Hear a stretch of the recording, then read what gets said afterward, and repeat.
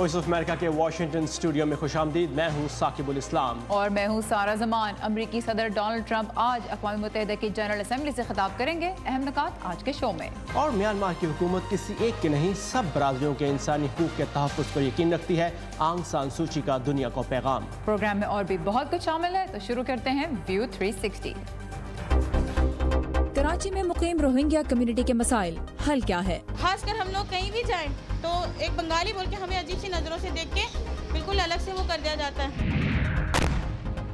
वक्त के साथ दुनिया में दहशतगर्दी के बदलते तरीके। The preeminent threat today is ISIS in Iraq.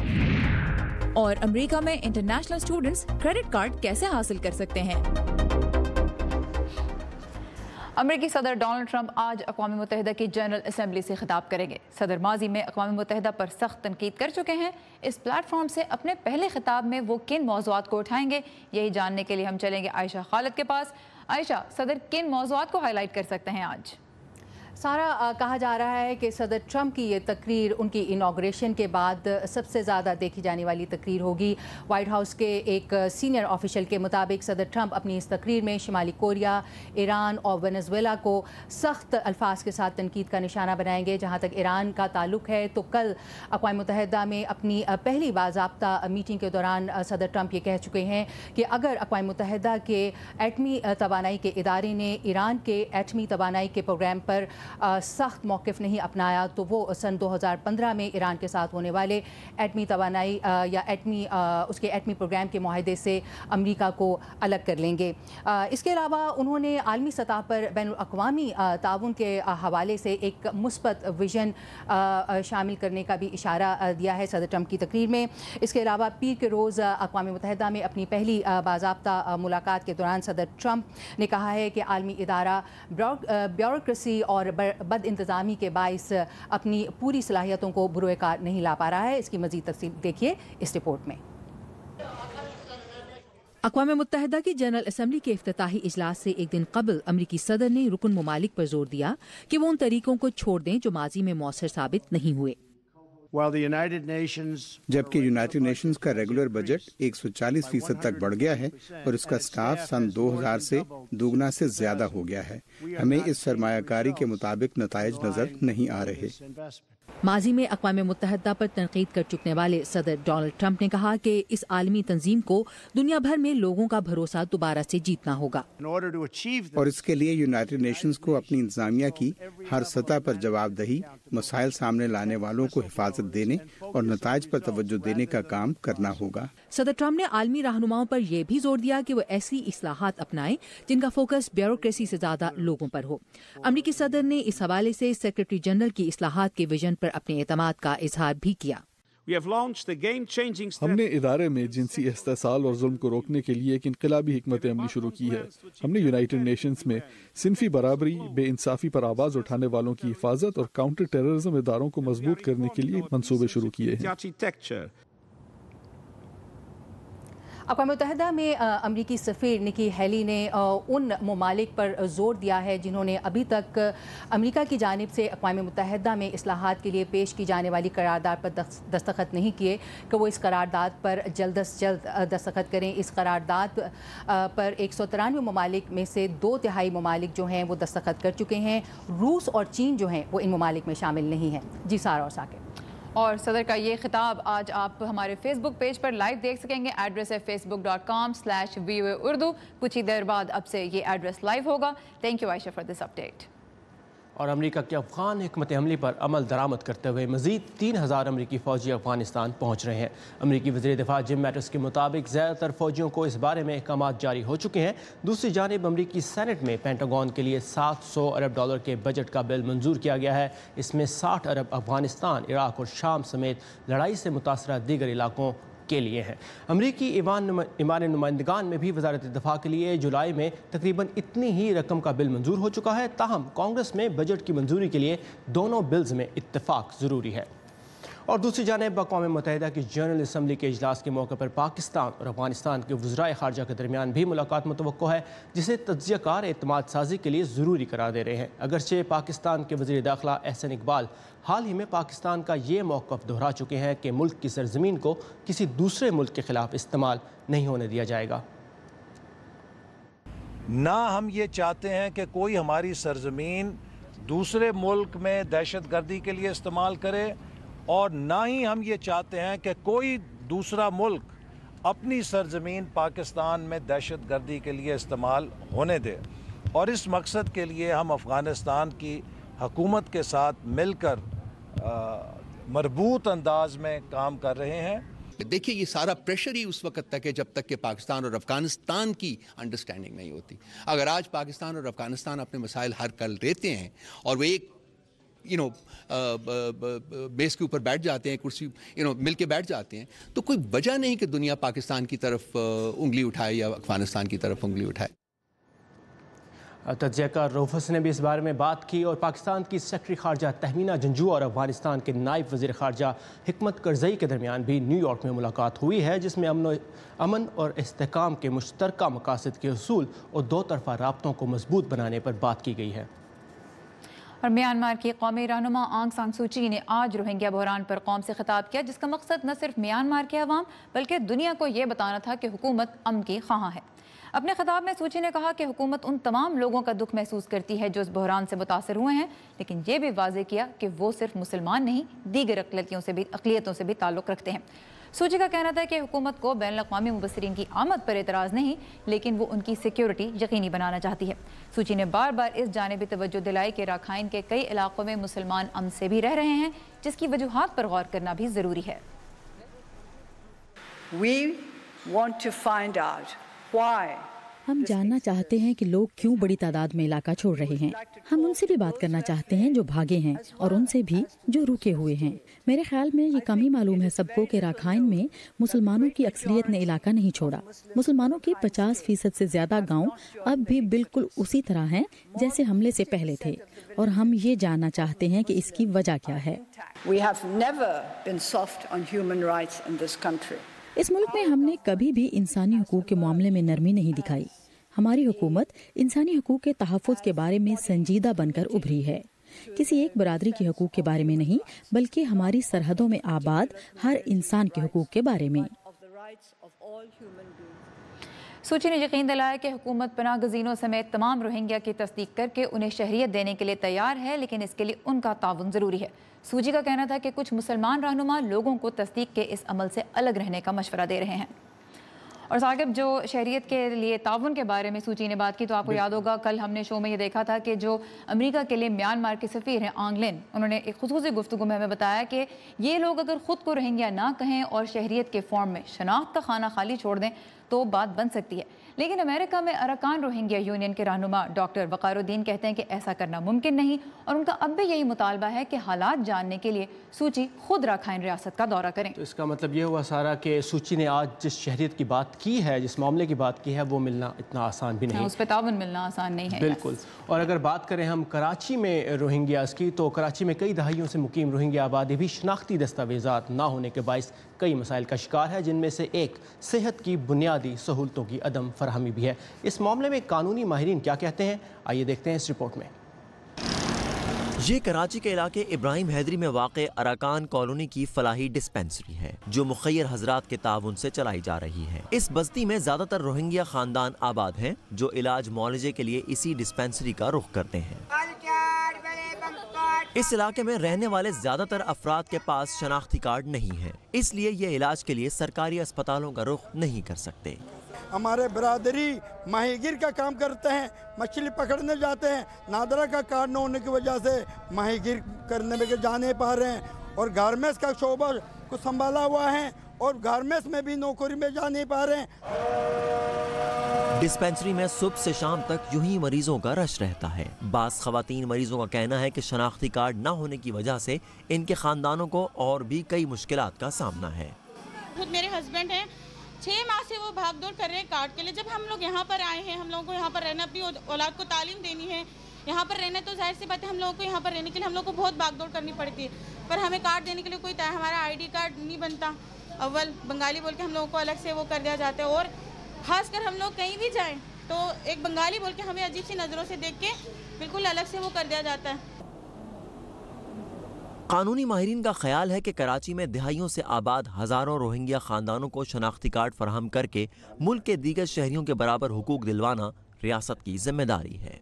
मैं समझता हूँ नाज़र का शनाख्ती कार्ड बना के देना चाहिए इनको, और अगर कोई ये कहता है कि ये सिटीज़न नहीं है तो हम इतनी बड़ी कम्युनिटी को पाकिस्तान डिस्पोजेस नहीं कर सकता, और अगर करेगा तो इंटरनेशनली मुख्तलिफ किस्म की मुखालफतों का सामना करना पड़ेगा, और यूएनओ का चार्टर हमारे आड़े आएगा। पाकिस्तान में मुकीम ये लोग खुद को पनाह गुज़ीन समझते हैं, ना ही मुहाजिरीन। बज़ाहिर इनके हालात म्यांमार से नकल वतन करने वाले रोहिंग्या मुसलमानों से बेहतर दिखाई देते हैं, लेकिन इन्हें पाकिस्तानी शहरी तस्लीम करने में हुकूमत की हिचकिचाहट इस कम्युनिटी में बेचैनी और इज़्तिराब का बाइस बन रही है। Mohammad Saqib, Voice of America, Karachi. और वक्त के साथ साथ दहशतगर्द ग्रोहों की हिकमत अमली कैसे बदल रही है, इस पर आप रिपोर्ट देख सकेंगे कुछ ही देर में। और पाकिस्तान में एड्स के मजीद 8000 केसेस रिपोर्ट हुए हैं, जहां सरकारी अंदाजों के मुताबिक मुल्क भर में एड्स के रजिस्टर्ड मरीजों की तादाद 96,000 है। इस बारे में आदाद शुमार आप पढ़ सकते हैं हमारी वेबसाइट urduvoa.com पर, जहां दुनिया भर से ताज़ा तरीन खबरों का सिलसिला हर वक्त जारी रहता है। और अमेरिका में इंटरनेशनल स्टूडेंट्स की मदद करने वाली एक सर्विस के बारे में भी आज के शो में रिपोर्ट शामिल है, लेकिन पहले कुछ अहम बैनुल अक़वामी खबरों की झलकियां वर्ल्ड व्यू में। कैटेगरी 5 का तूफान मरिया कैरिबियन जजीरे डोमिनिका से टकरा गया। इंतहाई खतरनाक करार दिए जाने वाला ये तूफान आइंदा घंटों में तूफान अरमा से मुतासिर होने वाले जजीरों से टकराएगा। तूफान की शिद्दत के पेश नजर पोर्टोरिको में इमरजेंसी नाफिज कर दी गई है। आलमी दबाव और इराक और अमेरिका की जानिब से मुखालफत के बावजूद कुर्द हुकाम इराक से अलहदगी के लिए 25 सितंबर को कराए जाने वाले रेफरेंडम की तैयारियां कर रहे हैं। इलाके में कशीदगी के बायस कई सिक्योरिटी चेक पोस्टें कायम कर दी गई हैं।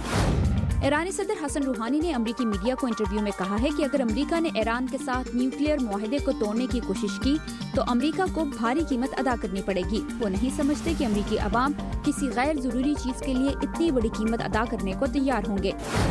जर्मनी में हवाई जहाज से करतब दिखाने के मुकाबले के दूसरे मरहले में जापान जर्मनी को हराकर फाइनल फोर में शामिल हो गया है। 2 रोजा फाइनल मुकाबला आइंदा माह अक्टूबर में मुनक्किद होगा। पिछले 16 सालों के दौरान दुनिया के बेशतर हिस्सों में अमरीकी कार्रवाइयों के नतीजे में जहां अलकायदा कमज़ोर हुई, वहीं मुख्तलिफ मुल्कों में कई और दहशतगर्द ग्रोह भी उभरे हैं, जिनमें क़ुव्वत के एतबार से दाइश सर फहरिस्त है। वक्त के साथ दहशतगर्दों के तरीक़ाकार और उनकी पहुँच में क्या तब्दीलियाँ आ रही हैं, जायज़ा ले रहे हैं नदीम याकूब।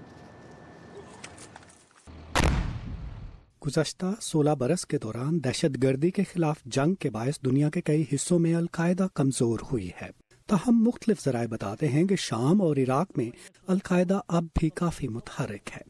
जोशुआ गेल्सर जॉर्ज टाउन यूनिवर्सिटी में प्रोफेसर हैं और नेशनल सिक्योरिटी काउंसिल में इंसदाद दहशतगर्दी के प्रोग्राम के डायरेक्टर रहे हैं।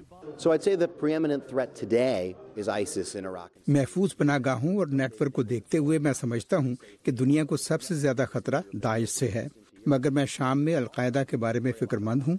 इस गिरोह ने अस्करी बर्तरी के लिए जो हिकमत अमली अपनाई है और अदलीब सूबे में जिस तरह शामी मुआशरे और सियासत में जगह बनाई है, वो मुस्तकबिल में खतरे का बायस हो सकता है। यूरोपीय हसास इदारों का कहना है कि शाम और इराक से यूरोप लौटने वाले इस्लामी अस्करियत पसंद उन ममालिक के लिए खतरे का सबब हैं। ताहम दहशतगर्दी पर अथॉरिटी समझे जाने वाले पीटर बर्गन कहते हैं कि अमेरिका को शाम और इराक जैसे ममालिक से लौटने वाले अस्करियत पसंदों से खतरा नहीं, बल्कि मुकामी इंतहा पसंद तंजीमों से है। यहाँ अमेरिका में दाएं बाजू के नजरियात के हामी गिरोह बड़ा मसला हैं। ये लोग अमेरिका में काफी मुतहर्रिक हैं। हाल ही में शार्लट्सविल का वाकया इसकी एक मिसाल है। 9/11 के बाद अब तक 68 अफराद दाएं बाजू से ताल्लुक रखने वाले गिरोहों के हाथों हलाक हुए हैं, जबकि मुसलमान दहशतगर्द 95 अफराद को हलाक कर चुके हैं। इससे जाहिर होता है कि ये एक बड़ा मसला है। मगर दहशतगर्दी के वाकयात पर नजर रखने वाले माहिरीन कहते हैं कि दुनिया भर में अब बड़े गिरोहों की निस्बत ज्यादा खतरा ऐसे अफराद से है जो बगैर किसी की मदद से अपने तौर पर दहशतगर्द हमले कर सकते हैं। यूरोप और अमेरिका में होने वाले हालिया हमले इसका सबूत हैं। I worry, especially right now in the current climate, about domestic terrorism. मौजूदा सूरत हाल में तो मैं अंदरूने मुल्क दहशतगर्दी के बारे में ज्यादा फिक्रमंद हूँ। इसकी जड़ें पुरानी हैं, मगर अब लगता है कि ऑनलाइन रवाबित और अमरीकी क़यादत की जानिब से वाज़े तौर पर मुस्तरद न किए जाने की वजह से उन्हें काफ़ी तरगीब मिली है। हकीकतन काफ़ी तशवीश का बायस है। अमेरिका में कई बड़ी कंपनीज और सिक्योरिटी इदारे मुश्तरका तौर पर दहशतगर्द ग्रोहों की ऑनलाइन प्लेटफॉर्म्स तक रसाई कम करने के लिए काम कर रहे हैं, मगर इनफरादी तौर पर जो लोग इंतहा पसंद नजरियात से मुतासिर होकर हमले कर सकते हैं, उनके खिलाफ कबल अज वक्त कार्रवाई करना हिसास इदारों के लिए कानूनी चैलेंज है। नदीम याकूब, उर्दू VOA, वाशिंगटन। बरतानवी तहकीकी इदारे पॉलिसी एक्सचेंज के मुताबिक वो 5 मुल्क जहां इंटरनेट पर मजहबी इंतहा पसंदी पर मबनी पैगामात सबसे ज़्यादा पढ़े जाते हैं वो हैं तुर्की, अमरीका, सऊदी अरब, इराक और बरतानिया। ये पैगामात मुख्तलिफ मुल्कों के लोगों के लिए क्यों पुरकशिश साबित हो रहे हैं, इसी बारे में हम बात करेंगे communication expert professor Debra Tsai से, जो अलकायदा के पैगामात पर तहकीक कर चुकी हैं। Doctor Tsai, welcome to View 360। Your analysis has showed that al Qaeda uses a traditional Arabic style of expression. How has this style been appealing for non-Arabs as well? The Arabic expression is that they're using Arabic expression? Traditional Arabic style. The traditional Arabic style of conversation.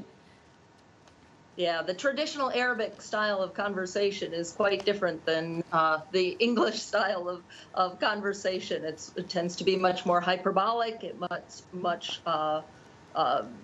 stronger, much more emotional, and which may be appealing for somebody who is interested in having their emotions played on.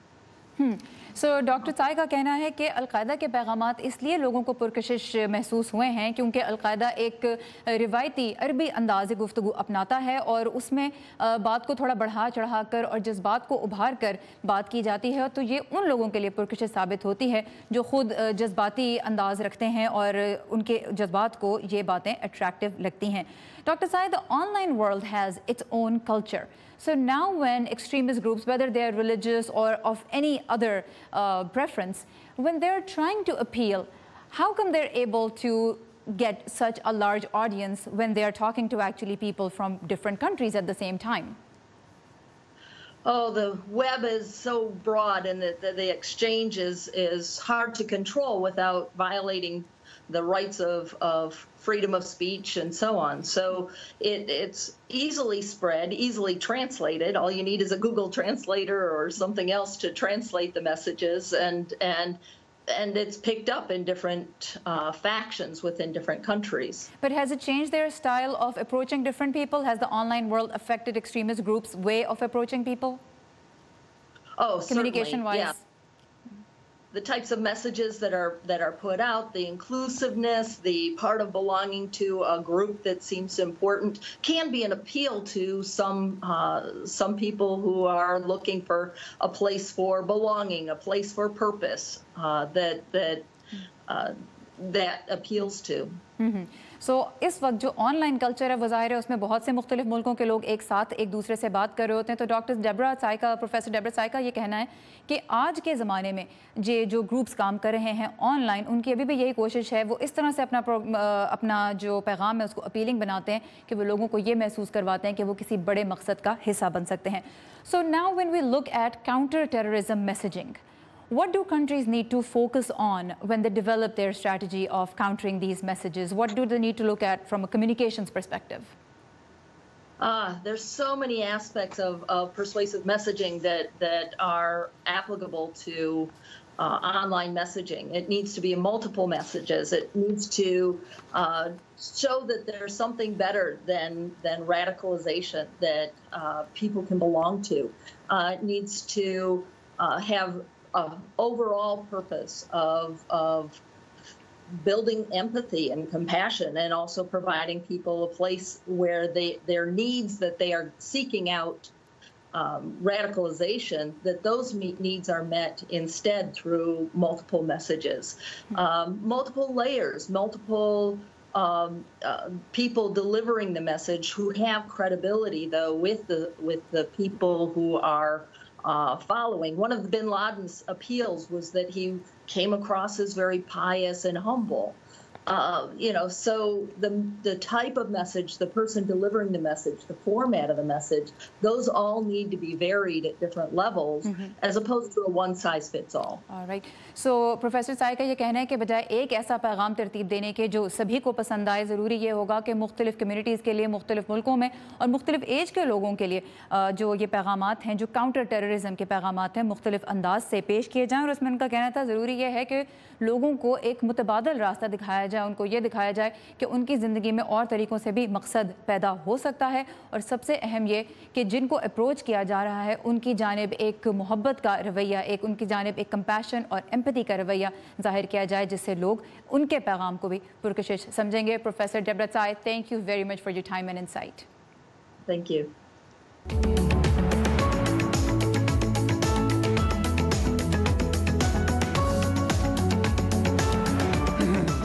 America में नकद रकम की जगह credit card आम इस्तेमाल किए जाते हैं, लेकिन दूसरे मुल्कों से आने वाले तालिब इल्मों के लिए उन्हें हासिल करना आसान नहीं, क्योंकि बैंक्स माली लेन देन के रिकॉर्ड की बुनियाद पर क्रेडिट कार्ड जारी करते हैं, जो कि इंटरनेशनल स्टूडेंट्स के पास अक्सर नहीं होता।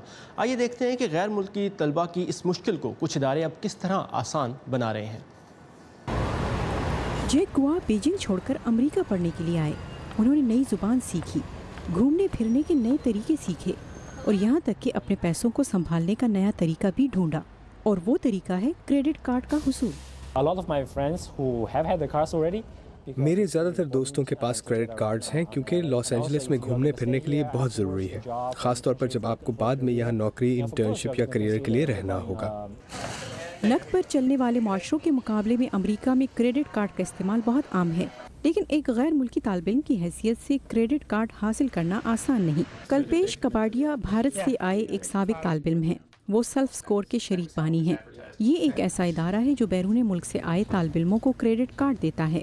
उन्हें पढ़ने के लिए माली वसाइल का सबूत देना होता है, और जब वो यहाँ आते हैं तो उनके साथ ऐसे सलूक किया जाता है जैसे वो क्रेडिट सिस्टम के नुक्ते नज़र से वजूद ही नहीं रखते हों। सिलिकॉन वैली में कायम सेल्फ स्कोर एक शख्स के क्रेडिट का तयन करने के लिए मुख्तलिफ तरह के डेटा की जांच पड़ताल करता है। हर एक के पास स्मार्टफोन है, हर एक सोशल मीडिया का इस्तेमाल करता है, लिहाजा हम देखते हैं कि आया ये लोग मुआशरे में बहुत से फिल्टर्स से गुजरे हैं। फिल्टर्स के लिए सेल्फ स्कोर दरख्वास्त गुजार की जानिब से पेश की जाने वाली दस्तावेज को देखता है।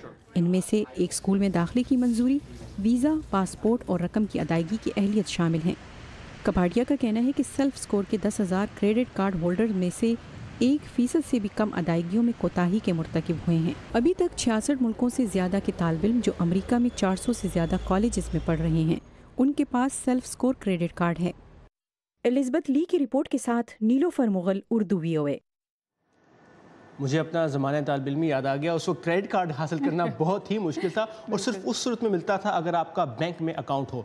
लेकिन अब इस तरह की सर्विसेज इंटरनेशनल स्टूडेंट्स की बहुत हेल्प कर रही हैं। बिल्कुल, और क्रेडिट कार्ड इस्तेमाल करते हुए हमेशा एहतियात करनी चाहिए, क्योंकि अगर आप बिल टाइम पे इसका नहीं पे करेंगे तो काफ़ी ज़्यादा माली नुकसान भी आप डाउन द रोड उठा सकते हैं। सो बी केयरफुल। आपको कुछ एक्सपीरियंस अच्छा है इस बात का? बाद में नेक्स्ट शो में। वेल, ये था आज का व्यू 360। आपकी फीडबैक का हमें इंतजार रहेगा। इसके लिए हमारे फेसबुक पेज पर एड्रेस है facebook.com/VOA उर्दू, और हमसे राब्ते के लिए ट्विटर पे हमसे कनेक्ट कीजिए। हमारा हैंडल है @UrduVOA। अब आपसे कल मुलाकात होगी। Have a nice evening.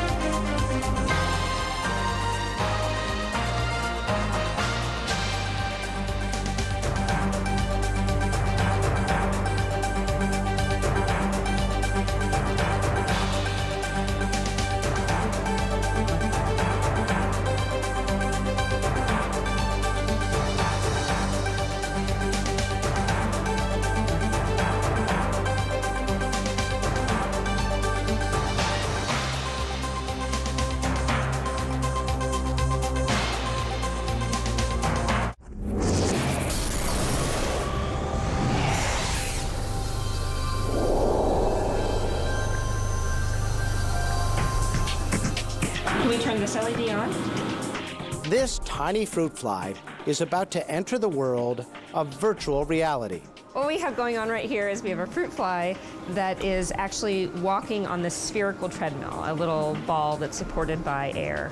We essentially put it in virtual reality with its stimuli, but the stimuli, the sounds, the odors, and the visual cues are patterned exactly as they would be when the male is interacting with the female. With support from the National Science Foundation, neuroscientist Mala Murthy and a team at Princeton University want to understand how animals process information and communicate with each other during social interactions.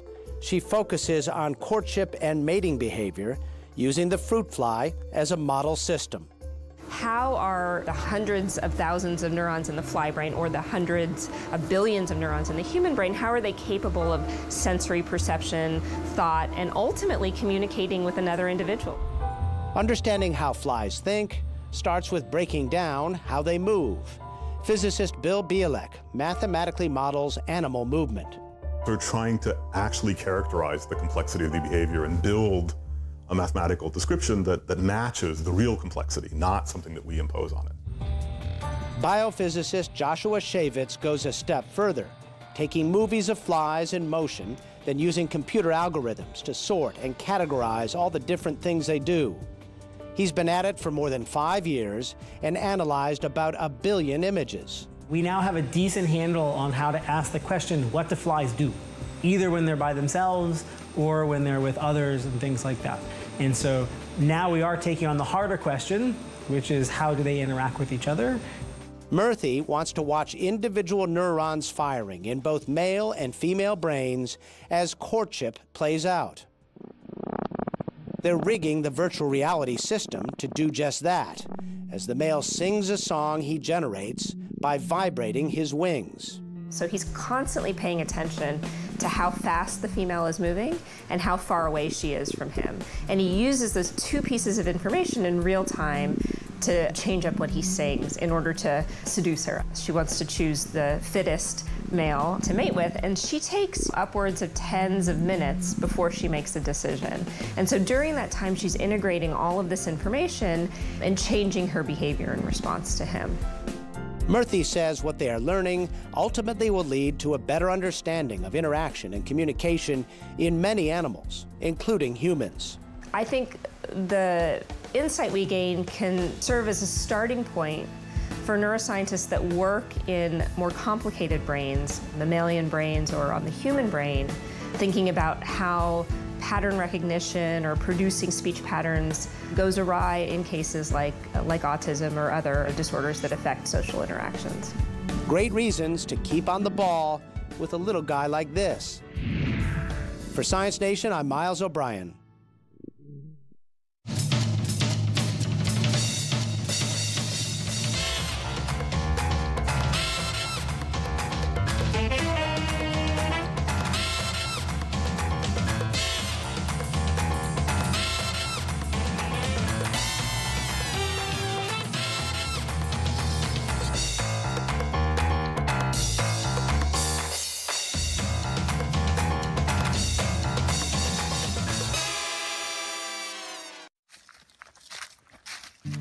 Signs of fall are everywhere at the Delaware Water Gap National Recreation Area in northeastern Pennsylvania. National Parks traveler Micah Meyer was glad to take advantage of its many seasonal attractions. I'm surrounded by native rhododendrons, and come late spring, they will bloom in purple, magenta, and pink colors. Walkways and bridges guide visitors through a changing landscape of fallen leaves and swollen creeks to the park's many spectacular waterfalls. On the morning Micah visited, they were especially powerful, following a day of heavy rainfall. In this section of the park, called Child's Play, there are a number of bridges that crisscross waterfalls, all within an easy 3-kilometer loop. The 283 square kilometer park spans the border of the northeastern states of New Jersey and Pennsylvania and offers spectacular views of the Delaware River and beyond. Julie Tabo, VOA News, Washington.